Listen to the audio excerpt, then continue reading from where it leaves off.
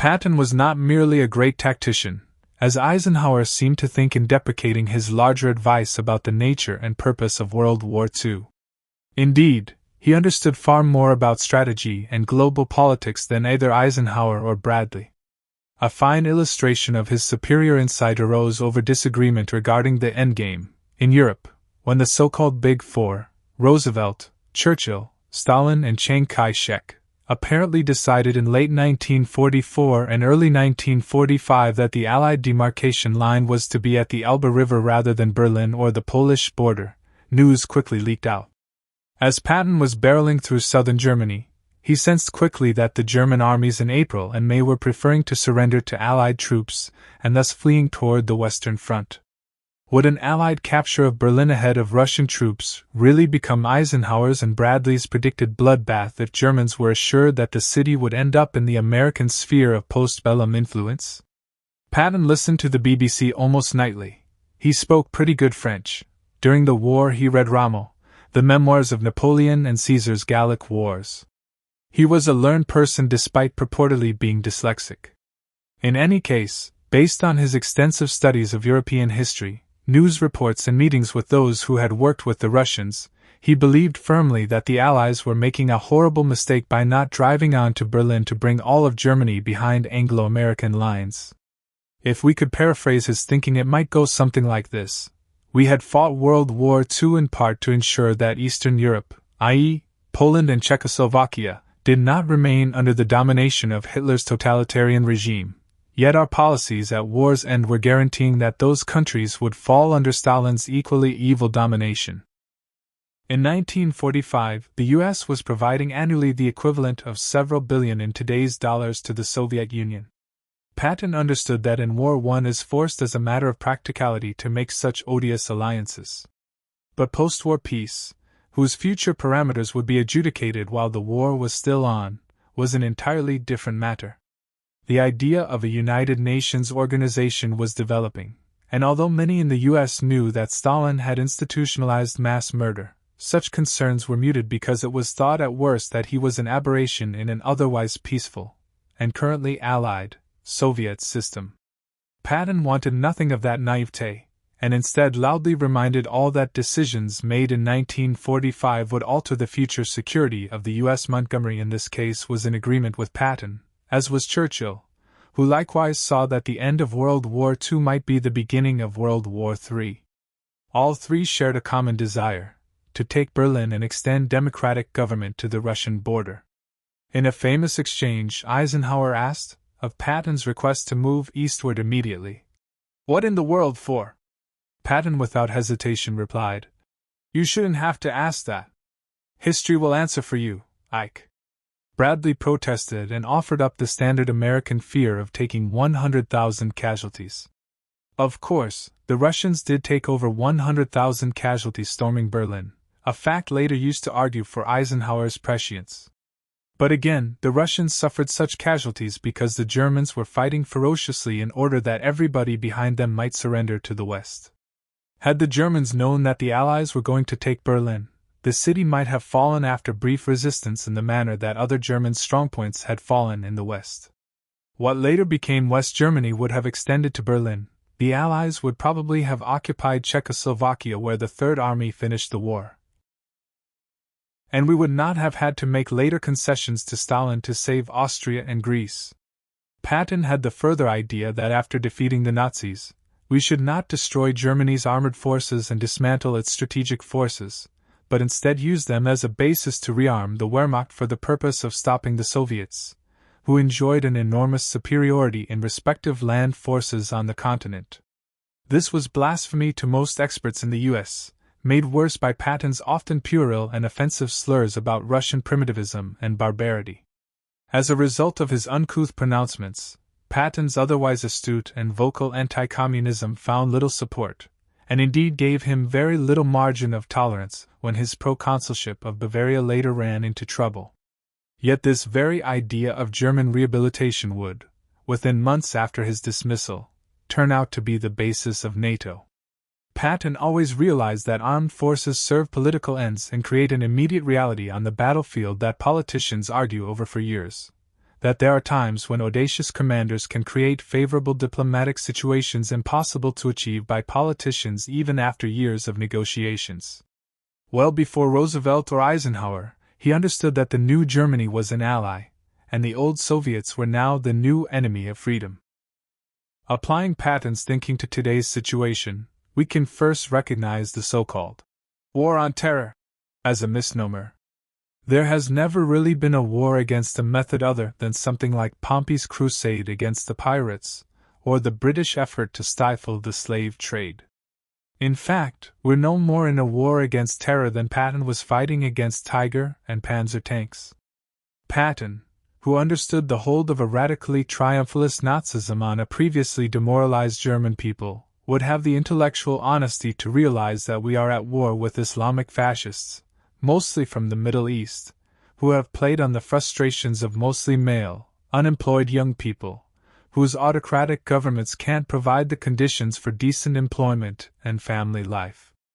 A small group of Islamists appeals to the angst of the disaffected through a nostalgic and reactionary turn to a mythical caliphate, in which religious purity trumps the material advantages of a decadent West and protects Islamic youth from the contamination of foreign gadgetry and pernicious ideas. In some ways, Hitler had created this same pathology in Germany in the 1930s. Because of the Internet and globalization, Islamic youth have first-hand knowledge of the U.S., its splendor, power, and luxury, that both attracts and repels them, creating appetites forbidden in traditional and tribal society. Thus the fascist terrorists, to be successful, and cognizant of this paradoxical envy and desire, offer a mythical solution in lieu of real social, political, and economic reform that in short order would doom the power of the patriarch, mullah, and autocrat, blame the imperialist Americans and the Zionist Israelis who caused this self-induced misery. Even those who don't join the extremists, like most Germans of the late 1930s, don't mind, albeit on the cheap, seeing their perceived enemies take a fall, as long as the consequences of terrorism are mostly positive, in a psychological sense without bringing them material suffering in recompense. Patton would also agree that the remedy for this disease includes aid and reconstruction, helping the defeated to rebuild under democratic auspices that would allow real reform. In fact, he was sacked as proconsul largely because he was said to be too interested in jump-starting German reconstruction at the price of accommodating Germans once affiliated with the Nazi Party. But Patton would insist that it is only by military defeat and subsequent humiliation first that the supporters of terrorism against the West will understand the wages of their support for Islamic fascism. Once people in the Middle East, like the Germans, see that the Islamic fascists are defeated, and that all who support and condone that ideology are synonymous with it, and thus must pay for their complicity through some measure of sacrifice and suffering, radical bellicose Islamicism really will end. Patton was quite clear about defeating, humiliating, and then helping Germans, the proper order of such a progression in attitude being absolutely critical. Applying these lessons to the First Gulf War, Patton perhaps would have thought it mindless to mobilize an entire expeditionary army, a rare event for a democracy, and then confine it to the Kuwaiti theater of operations, given that the problem was never merely the occupation of Kuwait, but the tyrant in Baghdad who had a prior record of frequent aggression. From the moment he took command in Normandy, Berlin was on Patton's mind as the only ultimate goal. As far as encouraging allies to go along, again, Patton always talked more in terms of a fait accompli. The general's job is to create favorable conditions on the ground that his politicians can deal with from a position of strength, rather than vice versa. An American army that achieves victory will have more allies than it knows what to do with. Go to Berlin if Berlin is the problem. Confront the Soviets if the Soviets are the problem. Don't refuse to take Berlin and then try to negotiate with the Soviets over Berlin. Hesitancy does not earn advantage.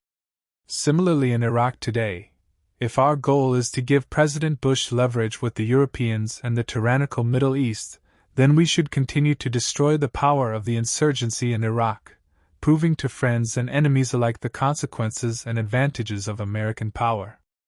always audacity. In matters of tactics, Patton was famous for believing that American armies, being militias of the season, were not equipped immediately to go head-to-head in hard slogging with veteran professional militaries such as the German Wehrmacht of World Wars I and II. Speed, victory and firepower were our forte, not slow wars of attrition.